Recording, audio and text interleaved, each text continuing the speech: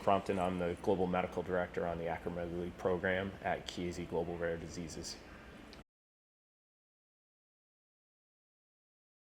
It's a very active space. There's still unmet needs with the condition, and people still suffer from symptoms on a daily basis, even though they may be meeting defined targets of biochemical control. So there's still a need to improve the therapies that are out there.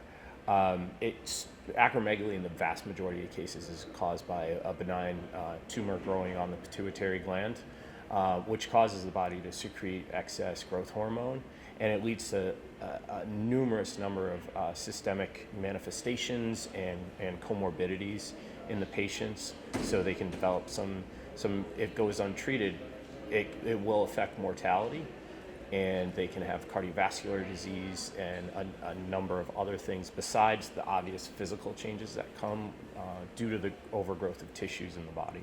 Chiesi's had a product in the acromegaly space for several years now that's gone through 3 phase 3 clinical trials and was approved by the FDA in 2020.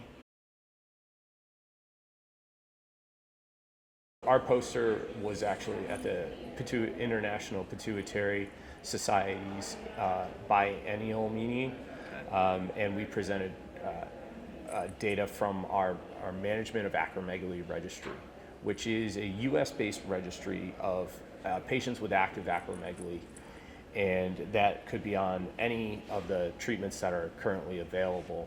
And they would enter the registry. We would follow them longitudinally, and both their physicians and the patients themselves would answer surveys every 3 months on both their overall biochemical control, but also symptoms and matters of quality of life and health resource utilization. So it's really a wealth of data, and we're just at the tip of the iceberg of analyzing that final data set and all the different looks and insights that we can gain from it. In our initial analysis of the final data set, we found some interesting things, some things that are reinforcing what we've seen in some other scientific analyses.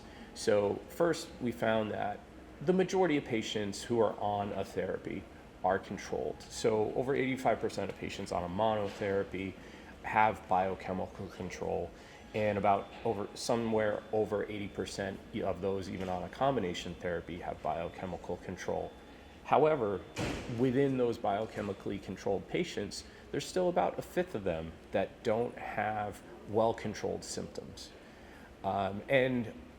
This is the piece that really reinforces some prior data that we found, and there's a discordance between the physician's assessment of the symptom control and the patient's assessment of symptom control. And so we need to do a better job in helping the patients communicate their symptom burden to their physician so that it can be addressed appropriately. That's one of the things that we're still trying to figure out, what really works with the current model of healthcare in the US and the time that the physicians get with the patient. What is some way that we can facilitate and have clear communication? I think that's looking at first and foremost is empowering the patient to speak up and make sure that it's addressed. And another thing is also making the physicians aware of the impact, that this is not just a complaint for the sake of complaining.